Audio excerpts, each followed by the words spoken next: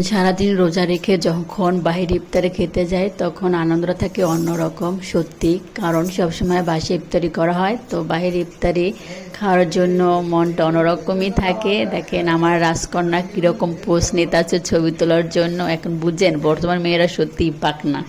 Hello guides, আসসালামু আলাইকুম। আশা করি সবাই ভালো আছেন। আজকে 20 রোজা, দেখতে দেখতে রোজাদানি শেষ হয়ে গেছে। কেমনে শেষ হইতেছে, চোখের পলকে মনে হইতেছে শেষ হয়ে গেছে। তো আর রেস্টুরেন্টে খাবার খেতে চলে আসলাম শুধু ইফতারি করার জন্য। দেখেন আমরা আসার আগেই প্রচুর মানুষ এসেই সবাই বুকিং হয়ে গেছে মানে ইফতারি খাওয়ার জন্য। অনেক মানুষই বাইরে খেতে চলে আসে আমাদের মতন, যাদের বাসায় খেতে তারা ভালো লাগে না। সত্যি খাবার আইটেমগুলো অনেক সুন্দর ছিল, গরু গোস্ত, রাইস, তারপর চিকেন, ভেজিটেবলস, অনেক কিছুই, তারপরে চিকেন ফ্রাই। আর এখানের খাবারগুলো সত্যি অনেক মজা ছিল, খাবারগুলো খেতেও খুব টেস্টি ছিল, আর সত্যি অনেক ভালো লাগছে বাহিরে ইফতার করার জন্য।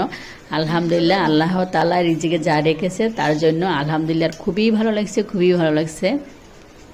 মাঝে মধ্যে যদি এরকম বাইরে খাবার খাওয়া যায় সত্যি মনও অনেক ভালো লাগে, নিজের কাছেও খুব ভালো লাগে।